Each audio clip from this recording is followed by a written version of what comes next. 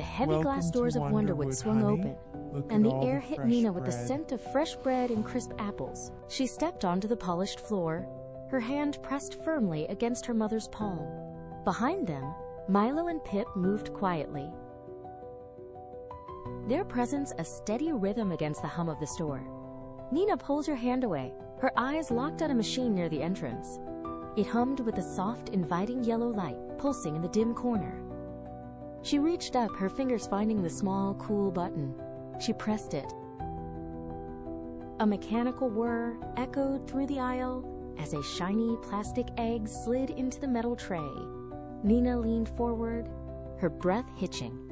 She reached into the tray and lifted the object with both hands. Turning it to catch the light, it was smooth, round, and perfect. "Look," she said, her voice bright against the quiet store. "It is a little egg." Pip tilted his head, his ears twitching as he stepped closer to inspect the prize.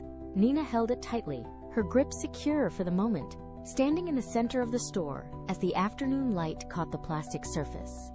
Nina turned toward a display of bright oranges, her finger extending to point at a stack of baskets. The movement was sharp. Her grip on the plastic egg loosened. It slipped from her palms, hit the floor with a hollow, rhythmic click, and began to roll. Nina gasped, her fingers snatching at empty air, but the egg was already gaining momentum.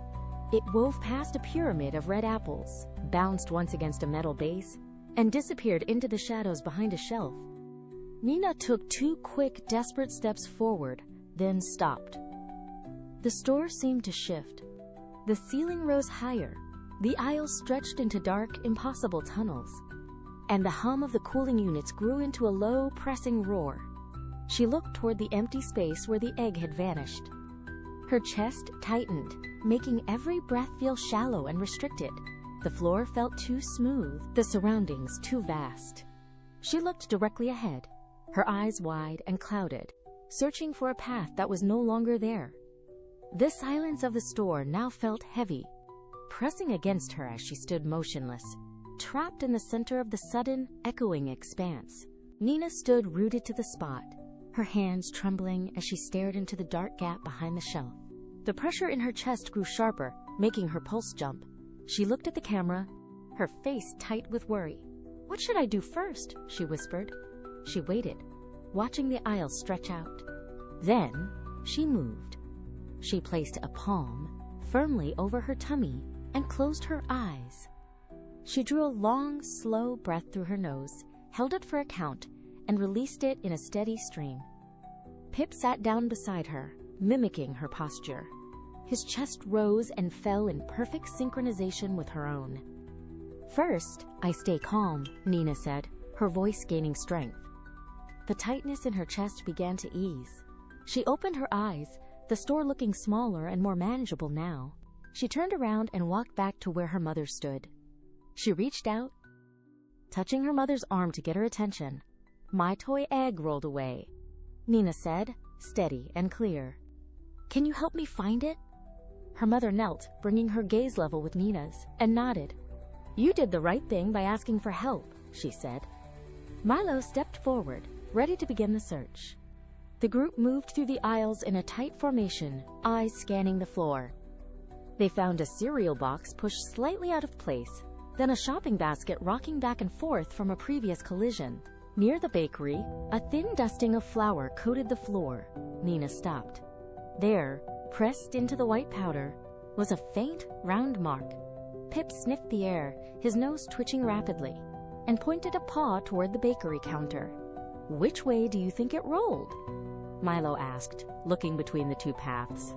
Nina knelt, tracing the tiny trail in the flour with her finger. "This way," she said. The egg suddenly tapped a bag of bread, bounced hard against the base of the counter, and careened toward a decorative castle display. Pip scrambled after it, his paws sliding across a soft mat until he skidded to a halt. He sat up, ears perked, and shook his tail in excitement. Nina and Milo hurried forward, their steps lighter now. The egg rolled into a basket filled with soft cushions and finally came to a complete stop. Nina reached into the fabric, her fingers closing around the smooth surface. She lifted it into the light. "There you are," she said, pulling it close to her chest with a triumphant grin. They sat together on a sturdy wooden bench near the display. Nina held the egg firmly in her lap. "Sometimes, when things go wrong, our feelings become very big," the narrator noted. Nina stood up to face the camera, her expression focused and kind. "Stop. Breathe. Ask for help. Try one step," she said, demonstrating each action with a slow nod.